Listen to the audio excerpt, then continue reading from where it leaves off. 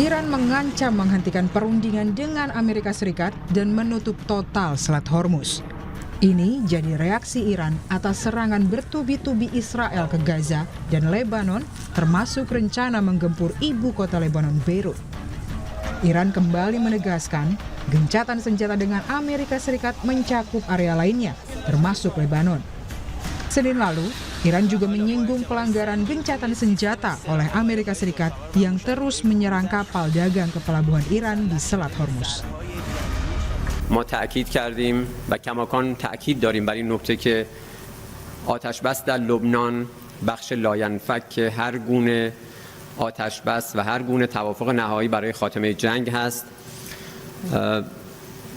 این فقط رژیم صهیونیستی نیست که مرتکب نقض آتش بس داره میشه به این شکل گسترده. آمریکا هم در منطقه ما نمونهش رو همین امروز عرض کردم مرتکب نقض آتش بس داره میشه. اضافه بکنید به این نقض آتش بس تداوم راهزنی دریایی و تعرض به کشتیرانی تجاری ایران که خود هم نقض آتش بس است و هم مصداق اقدام تجاوزکارانه علیه ایران. Sebelumnya, Perdana Menteri Israel Benjamin Netanyahu mengumumkan perintah baru kepada pasukannya untuk menyerang ibu kota Lebanon, Beirut. Israel melancarkan langkah ini seiring lebih dalam menyerang kawasan dan mengusir warga di selatan Lebanon dengan alasan untuk menghancurkan Hizbullah. יחד עם שר הביטחון, הנחיתי את צה"ל לתקוף מטרות טרור בביירות. לא יהיה מצב שחיזבאללה תוקף את ערינו ואת אזרחינו, ומפקדות הטרור שלו בביירות, בדאחיה, יישארו מחוץ לתחום. Tak lama setelah rencana terungkap, media Amerika Serikat Axios melaporkan Presiden Amerika Serikat Donald Trump berang kepada Netanyahu melalui sambungan telepon. Melalui sumber Axios dari Gedung Putih, Trump bilang kepada Netanyahu, "Anda gila. Kalau bukan karena saya, Anda sudah dipenjara. Saya menyelamatkan Anda. Semua orang membenci Anda dan Israel karena ini." Pasca Netanyahu mengeluarkan perintah untuk menggempur ibu kota Lebanon, kini militer Iran memberi sinyal akan ikut bereaksi melalui serangan. Militer Iran juga mengancam Israel untuk mengevakuasi warga dan pasukannya di wilayah utara yang berbatasan langsung dengan Lebanon. Saudara, akankah rencana baru Israel untuk menyerang ibu kota Lebanon, Beirut akan menghentikan total upaya negosiasi sehingga memicu saling serang antara Iran dan AS yang dibantu Israel? Kita bahas bersama pengamat Timur Tengah Zulfan Lindan dan pengamat militer Anton Alyabas dari Center for Intermestic and Diplomatic Engagement atau CIDE. Selamat malam Mas Anton, juga Pak Zulfan, terima kasih sudah hadir di Sapa Indonesia Malam. Malam Mbak Friska. Ya, saya ke Pak Zulfan dulu. Ini di tengah masih panasnya AS versus Iran, Israel kekeh katanya mau menyerang ibu kota Lebanon. Ini apakah jadi hal yang produktif di tengah negosiasi ini? Meskipun tadi kita lihat ya di berita bahwa di sumbernya Axios dari Gedung Putih bahwa katanya Trump ini marah sama Netanyahu dengan rencananya itu. Ya kan sebenarnya Israel ini ingin menyerang Iran, tapi kan nggak berani, ya kan, takut diserang balik kepada kota-kota yang ada di Israel. Makanya mereka mancingnya itu menyerang Lebanon. Lebanon Selatan sudah dari awal kan. Sekarang mau menyerang ibu kota Beirut misalnya. Nah ini dalam rangka menggagalkan negosiasi Trump dengan Amerika soal perdamaian. Karena kita sudah tahu dari awal bahwa yang nggak setuju Amerika dengan Iran itu gencatan senjata kan Netanyahu. Dia selalu menekan. Karena apa? Setelah Amerika dengan Iran ini mencapai perdamaian, otomatis dia akan terpojok ini Israel dan Netanyahu dan Israel. Otomatis dia diminta meninggalkan wilayah-wilayah Palestina yang sudah diduduki, kemudian Lebanon yang selatan yang sudah diduduki. Udah masuk 10-20 kilo barangkali ke dalam. Nah, buat Lebanon Selatan itu gampang mereka mengusir Israel kembali. Tapi yang susah kan di Palestina.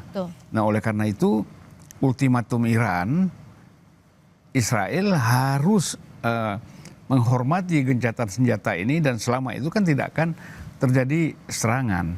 Jadi dia ingin menggagalkan diplomasi nih Iya. antara Amerika dengan Iran.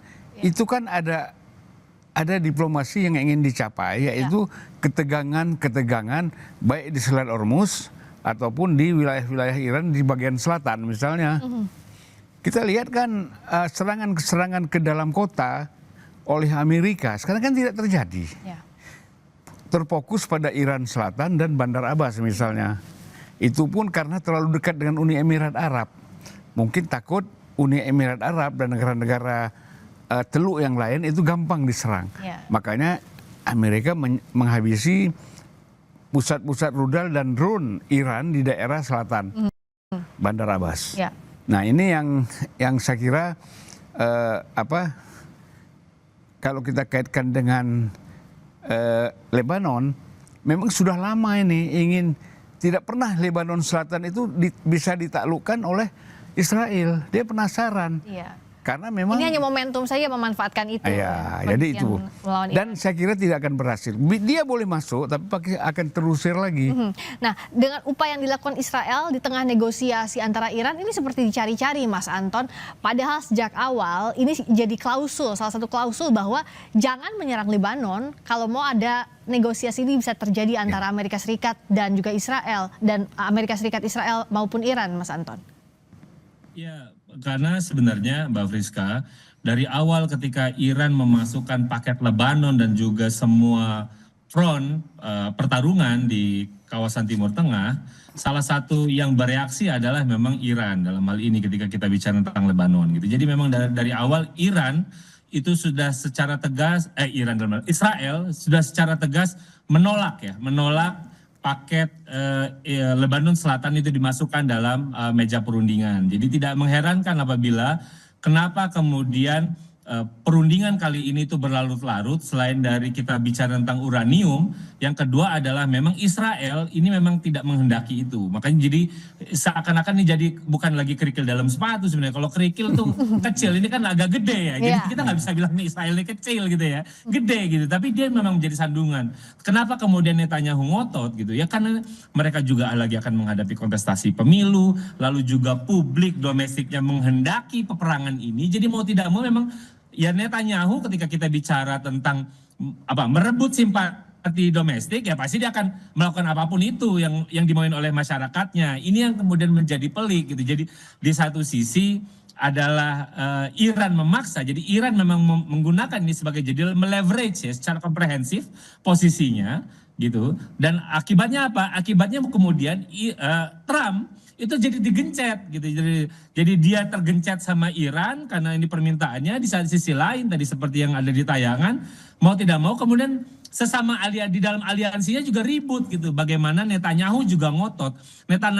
Netanyahu bahkan disebutkan itu pernah mengajukan proposal untuk serangan 2 minggu. Untuk reeskalasi pakai 2 minggu serangan. Jadi memang Netanyahu mau tidak mau memang secara eksplisit dia menghendaki adanya reeskalasi. Jadi saya tidak mengherankan kemudian kalau misalnya mereka, jadi Netanyahu seakan-akan bebal ya, memang modelnya memang bebal gitu. Jadi tapi itu ditunjukkan, jadi semakin ditunjukkan ya. Kita memang tentu berharap bagaimana kemudian aliansi antara Trump dan Netanyahu ini semakin lama semakin pecah gitu. Walaupun kemudian bisa jadi ini perdamaiannya nanti jadi perdamaian parsial. Kita cuma bisa perdamaiannya di Iran saja, tapi kemudian cerita tentang Lebanon jangan-jangan memang paketnya akan berbeda, Mbak Friska. Apakah ini yang mungkin terjadi untuk negosiasi? Tidak bisa satu paket besar, tapi apa yang jadi paket perdamaian Amerika Serikat dengan Iran berbeda dengan kondisi di Lebanon dengan Israel? Saya kira buat Iran posisi Lebanon, terutama Hizbullah, itu sangat strategis. Sebenarnya bersama dengan Hamas dan kelompok jihad Islam yang ada di Palestina. Tapi kan kalau Lebanon kan sudah ditumpas oleh Israel. Berarti mereka terpecah. Nah sekarang yang masih solid itu kan kelompok Hizbullah di Lebanon. Nah jadi kalau menurut saya Iran tidak mungkin melepaskan ini. Karena ini kan window istilahnya. Jendela Iran untuk menyerang Israel dari sekitar kawasan itu adalah Hizbullah. Ya kan? Ada memang Houthi terlalu jauh, ada Asad Sya'bi Irak misalnya terlalu jauh. Itu semuanya memang menjadi penting buat Iran. Kalau Iran diamkan masalah ini, maka dia akan rugi secara strategis militer ya. Jadi buat Iran bahwa Lebanon ini penting. Oleh karena itu paket ini saya kira juga harga mati. Tidak mungkin Iran itu mundur. Ini karena sekutu kan bukan main-main. Memang sekutu ideologis, sekutu militer dan strategis buat Iran dalam konteks menghadapi Israel. Ya. Jadi nggak mungkin Iran itu setengah hati misalnya ya, biarlah, nggak mungkin. Pasti dia pertahankan habis-habisan. Dan sebagai bentuk pembalasan bicara soal saat ini yang terjadi, eskalasinya adalah Iran juga mengancam balik akan menyerang Israel Utara. Nah, bagaimana soal ini Mas Anton? Apakah akan semakin memperuncing kondisi saat ini? Sesaat lagi di Sapa Indonesia Malam.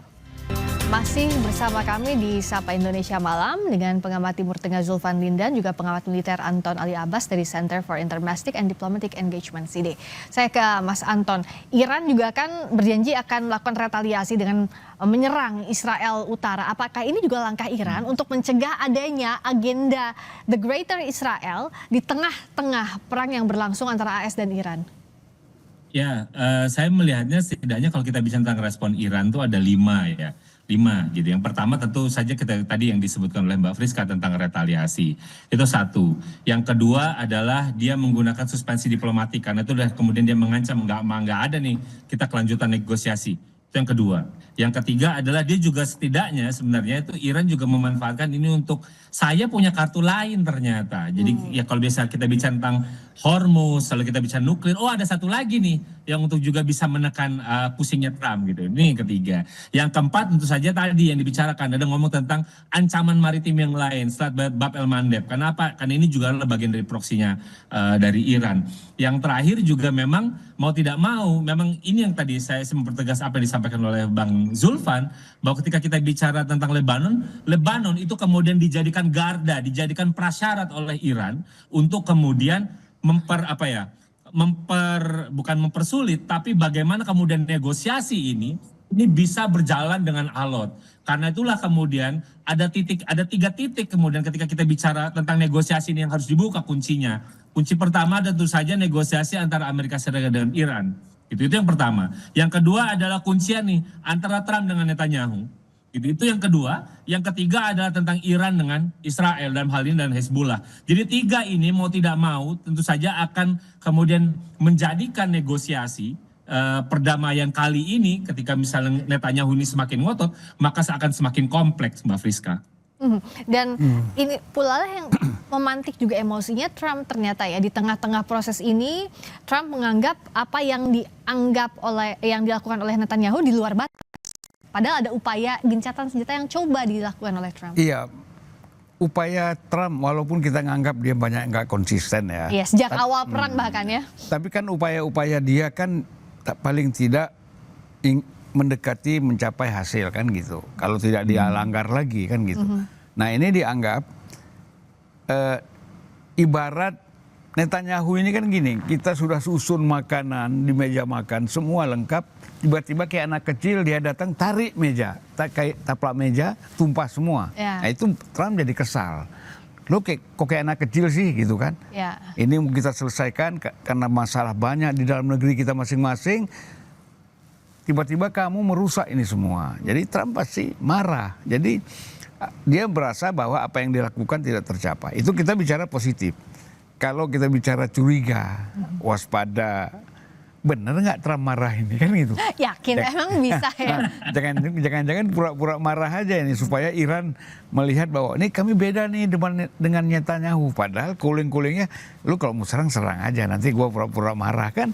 Bisa aja begitu Mas Anton ya? Iya. Betul.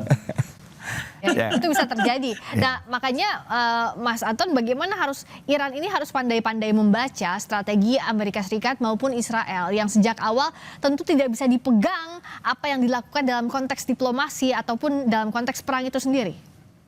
Itulah kenapa kemudian mereka ingin mencoba menunda keberlanjutan dari negosiasi. Dia meminta bahwa, karena kan selama ini kalau Iran sebelumnya berhadapan negosiasi Amerika Serikat, itu antara tim negosiator dengan Washington itu beda. Jadi udah mau disepakati ngomong tentang moratorium, tiba-tiba Trump nge-hijack, nggak ada cerita moratorium, ini zero enrichment gitu. Nah kali ini ada satu lagi nih, kalau tadi Bang Zulfan bilang ada anak kecil lain yang ganggu makanan, namanya Netanyahu. Jadi kenapa itu bagi Iran itu bukan sebuah burden, bukan sebuah hambatan. Justru dia memanfaatkan, oh ini kuncian saya untuk meminta lebih dalam negosiasi ini. Lu urusin dulu di sebelah sana satu suara, baru kita bisa bernegosiasi lebih lanjut. Jadi Iran seakan-akan kemudian punya banyak kuncian. Untuk apa? Untuk meningkatkan posisi dia dalam posisi tawar dia. Jadi memang tidak mau dalam kali ini ceritanya adalah yang terpojok ataupun yang terjepit adalah yang namanya Trump. Dia di satu sisi dia ditekan oleh Iran, tapi di sisi lain dia juga ditekan oleh hubungannya dengan Israel. Padahal Israel itu juga punya peranan penting kalau misalnya kita bicara tentang diaspora Amerika nanti dalam menghadapi pemilu selah. Makanya yang paling pusing ini memang Trump. Jadi kalaupun dia bohong-bohong nih ngomongnya, karena ini memang semua orang udah bohong-bohong ya, lagi-lagi berarti kalau misalnya dia bohong-bohong ada dua cerita itu yang bisa kita lihat. Yang pertama, dia ingin menunjukkan memberikan impresi kepada Iran. Yang kedua, dia juga ingin memberikan impresi kepada publik domestiknya bahwa saya sudah punya niat untuk berdamai. Kedua, saya tegas kepada siapapun. Kalau sebelumnya Oman, koalisi saya juga ya saya ancam. Kali ini Israel juga saya maki-maki. Harapannya begitu kalau misalnya kita ngomong pencitraan, Mbak Friska.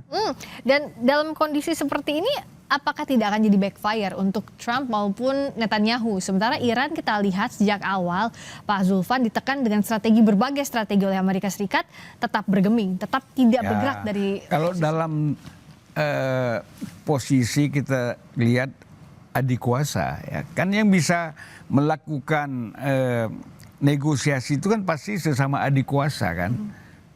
Itu selama ini kita anggap Amerika dengan Cina, Amerika dengan Uni Soviet, dengan Rusia kan. Tapi ada satu lagi sekarang superpower yaitu Iran. Jadi Iran berani negosiasi secara tegas dengan Amerika karena dia merasa kuat. Kalau dia nggak kuat nggak mungkin negosiasi seperti itu. Artinya apapun maunya Trump yang melemahkan dia atau yang dia minta itu dikasih aja. Tapi ini kan nggak, dia bertahan. Itu menunjukkan ini yang Trump bingung, dia bertahan, ya kan? Tidak mudah ditaklukkan. Karena apa? Dia merasa punya kekuatan. Yang bahkan Iran beranggapan kita di atas dia ini. Gitu loh. Dan terakhir Mas Anton, singkat saja. Chapter Hormuz belum selesai, sudah ada chapter baru lagi di perkembangan perang ini. Nah, Anda melihat apakah Lebanon Selatan ini akan jadi bagian panjang juga dari bagian perang AS Iran secara keseluruhan, atau ini hanya bagian kecil dan bisa diselesaikan dalam waktu singkat jikalau Iran melakukan retaliasi secara cepat ke Israel Utara? Jawabannya enggak. Ini memang akan dimasukkan oleh Iran. Ini sudah masuk dalam pattern Iran. Bagaimana kemudian mereka ingin melakukan negosiasi itu berlapis. Lapis pertama adalah cerita tentang Hormuz. Ini karena kepentingan semua kita tumpul di sini. Nah, yang sulit-sulit kita masukkan setelah Hormuz. Gitu. Jadi dengan kata lain, kalau ada kalau yang ini akan susah, gagal nggak apa-apa. Gitu. Yang penting kita dapat dulu kue Hormuznya. Jadi ada fokus sebenarnya. Jadi Iran mencoba untuk memecah-mecah paketnya. Jadi paket pertama yang akan dia ngotot tentu saja ini bagaimana membuka Hormuz. Gitu. Itu kan yang memang tidak diinginkan oleh Amerika Serikat ketika negosiasinya diecer gitu. Sementara kalau misalnya Iran pengennya ngecer, Mbak Friska. Oke, kita masih akan menunggu lagi apa setelah ini bagiannya, karena akan jadi bagian panjang. Sejak Februari kita ngobrol ini masih terus ada lanjutan selanjutnya. Tapi setidaknya kita berharap bahwa situasi di kawasan tidak akan semakin berdampak parah dan juga. Saya mau ngambil koper-koper saya di Iran yang tinggal waktu perang itu belum bisa. Belum sempat sampai sekarang Pak Zulfan. Baju saya semua tinggal di sana. Nah, semoga ini setidaknya melandai sedikit sampai proses negosiasi ini berjalan. Terima kasih Pak Zulfan Lindan, pengamat Timur Tengah. Terima kasih juga Mas Anton Ali Abbas, pengamat militer dari Center for Intermestic and Diplomatic Engagement. Selamat malam Mas Anton, selamat malam Pak Zulfan.